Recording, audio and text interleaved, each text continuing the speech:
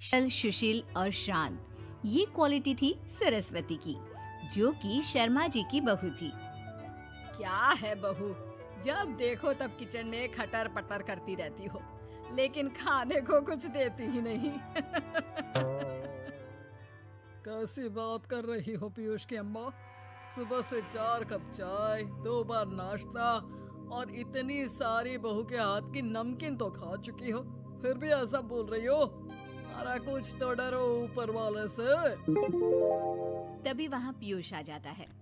क्या है सरस्वती, इतनी देर लगती है क्या टिफिन बनाने में? एक काम है घर का तुम्हारे पास, वो भी नहीं कर पाती हो वक्त पर। आपका टिफिन टेबल पर रखा है और नाश्ता भी, बाकी का सामान बेड पर रखा है और अब मैं मंदिर जा रही हूँ। सरस्वती मंदिर चली जाती है। उसके जाने के बाद घर में, यार माँ, कैसी गवाह लड़के से शादी करा दिया है। मंदिर, पूजा, किचन और सास ससुर के सिवा इसे कुछ दिखता ही नहीं है कि कैसे खुद को स्मार्ट बनाकर रहना होता है, कैसे लोगों से जुड़ना है, बातें करनी है, ऐश करना है। अरे पैसा बचाओ, और कुछ आता ही नहीं इस लड़की को। जो क्वालिटी तू गलत तरीके से बता रहा है ना, दरअसल एक अच्छी गृहिणी की वही सारी अच्छाई होती है बेटा। घर को चलाना, समाज में इज्जत दिलाना और घर वालों का ख्याल रखना, और चाहिए ही क्यों? अरे क्यों नहीं चाहिए कुछ और? लड़की ऐसी होती है कि घर आए तो पूरा घर बदल कर रख दे, सभी को खुश रखे। लेकिन बहू के अंदर तो ये सारी क्वालिटी है ही नहीं। अरे खुश तो उन्हें रखा जाता है जो खुश रहना जानते हैं। तुम लोगों को तो कोई खुश नहीं कर सकता। पिताजी, अब आप ही लोग सोचिए, क्योंकि मैं किसी और से शादी करना चाहता हूँ। आप लोगों को बहू के साथ रहना है या मेरे साथ? क्योंकि मैं अब इसके साथ नहीं रह सकता। मैं बहू को नहीं छोड़ सकता।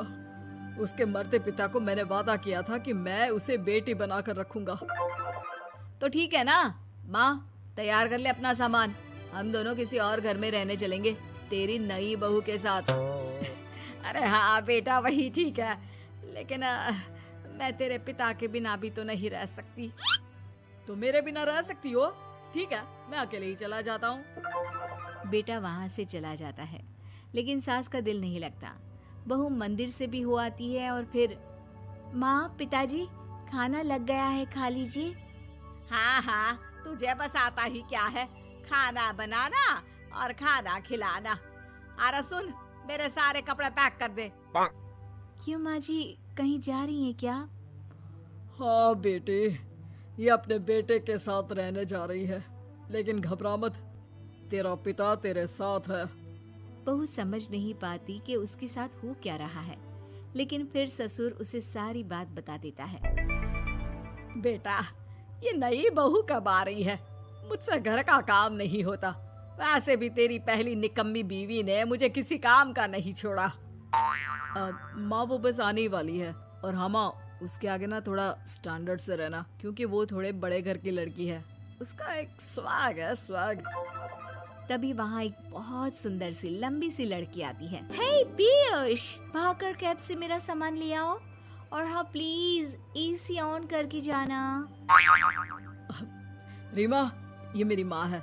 तुम चाहती थी ना कि मेरी माँ हम लोगों के साथ रहे। हेलो आंटी जी, हम लोग ना जल्दी शादी कर लेंगे, फिर मेरी जैसी टॉप लड़की आपको अच्छी बोलेगी। एक्साइटेड होंगी ना आप? पर नो इश्यू। पीयूष, सामान ले आओ ना, एंड आंटी आप पानी ले आइए प्लीज। माँ को तो समझ में ही नहीं आता कि वो क्या करे। वो बहू के लिए पानी लेकर आती है तो उसका पैर पर्दे में फंस जाता है और वो गिर जाती है। ओहो, पूरा पानी गिरा दिया। कांच का ग्लास क्यों छूती है जब हाथ पैर नहीं चलते? कितनी मुश्किल से मैंने और पीयूष ने ये गृहस्थी बनाने की कोशिश की है। अरे पर तो क्या हो गया, एक गिलास ही तो टूटा है। अपने घर में तो रोज एक तोड़ती हूँ, लेकिन मजाल है सरस्वती कुछ कहे। और हाँ, मैं पानी वानी नहीं पिलाने वाली, मुझे ऐसी कोई आदत नहीं है। बहू हो, बहू की तरह रहो, समझी? तभी वहाँ पीयूष आ जाता है, जिसे देख रीमा रोने लगती है। देख लो अपनी माँ को, कैसे ऐसी खरी खोटी सुना रही है। और अभी तो मैं आई हूँ, थक गई थी, बस पानी क्या मांग लिया। कह रही है बहू हो, बहू की तरह रहो।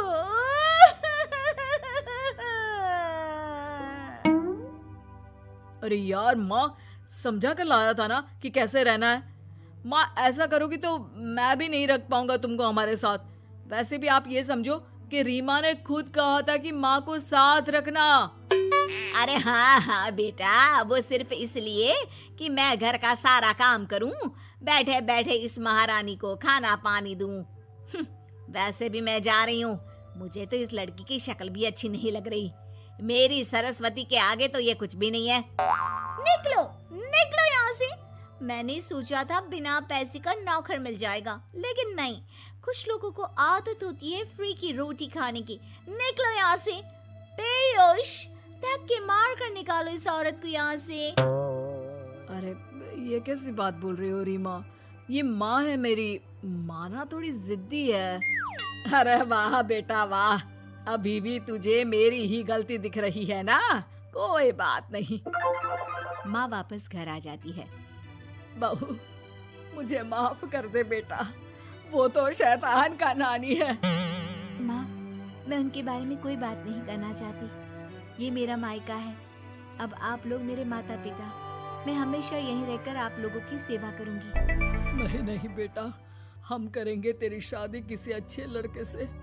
अरे कोई जरूरत नहीं है, मैं देख कर आई हूँ जो हालत है ना पीयूष की, वहाँ नहीं टिकने वाला ज्यादा दिन।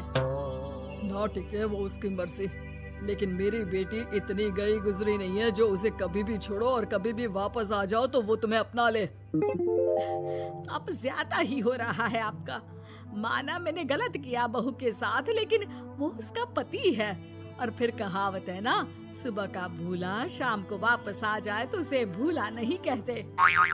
तभी वहाँ पीयूष आ जाता है। माँ, वो भूला आ गया, मुझे माफ कर दो। सरस्वती के जिस गुण को मैं सही नहीं मानता था, दरअसल जीवन को सही तरीके से जीने के लिए वही गुण होने चाहिए। मुझे माफ कर दो सरस्वती। मैं आज के बाद तुम्हें और पापा को छोड़कर कहीं नहीं जाऊंगा। और मुझे भी बेटा। बेटा जहन्नुम में भी जाए तो उसके साथ रहने को तैयार हो जाए, वही तो माँ होती है। मुझे माफ कर दो माँ।